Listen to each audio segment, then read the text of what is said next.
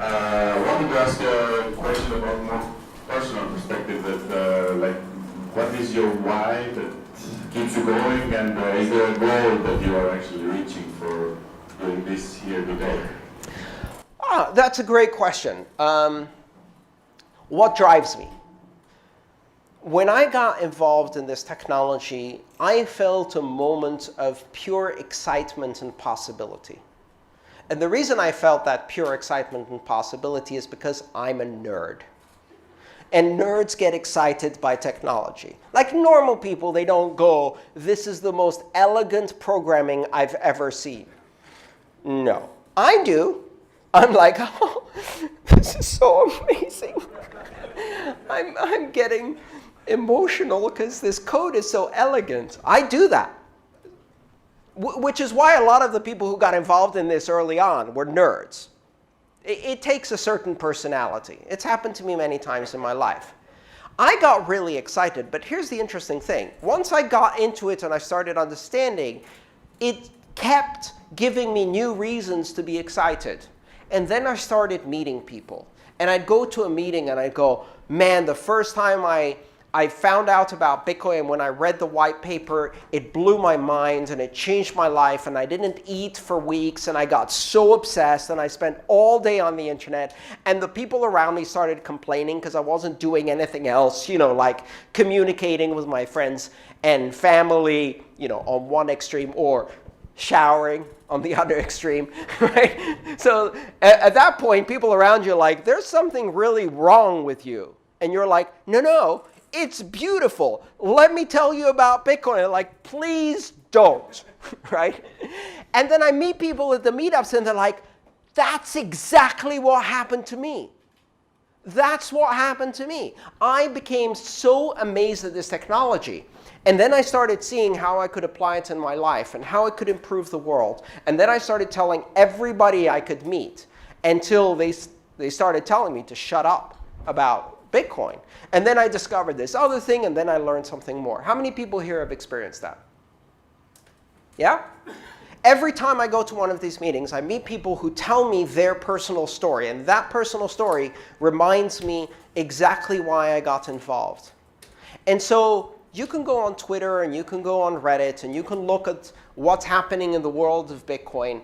And there's so much drama and bullshit and negative emotion, and people are on this roller coaster of emotion. But if you come to one of these community meetings, you connect with people who have the exact same reason that you got involved and with whom you have this sense of community.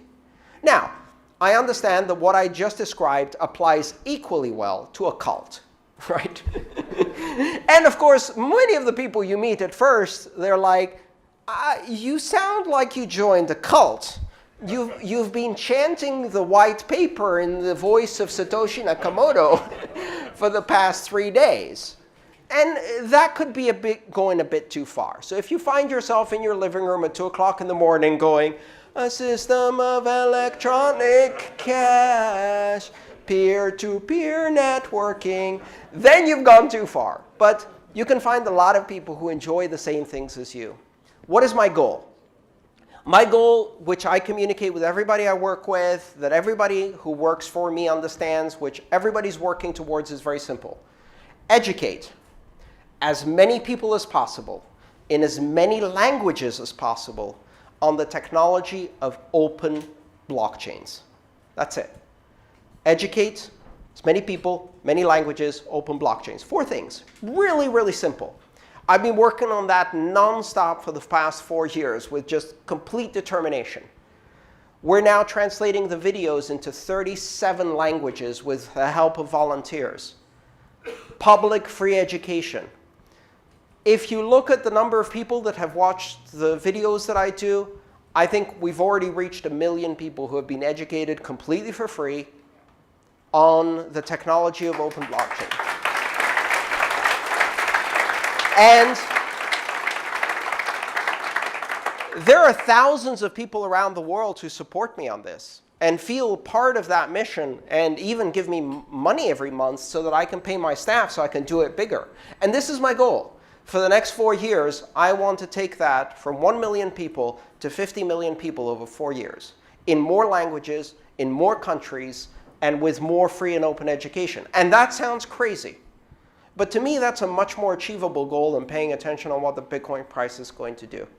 Because I think there are at least 50 million people who we can tell about this amazing technology over the next 4 years, who will understand it, who will need it in their life, who will be interested in learning about it. And some of them will be nerds like me and will just be excited to see something elegant. And if you believe in that mission, I would invite you to help me achieve it. What does that mean? Everybody has something to give. You're not a programmer? Doesn't matter. Can you speak 2 languages or 3 languages? You can help me translate. Can you talk to your friends and family? Can you buy a book or download one of my free books, print it out, and put it in your local school or library or university? Could you go and teach at your local school or college a simple introductory course using the materials that we have freely available?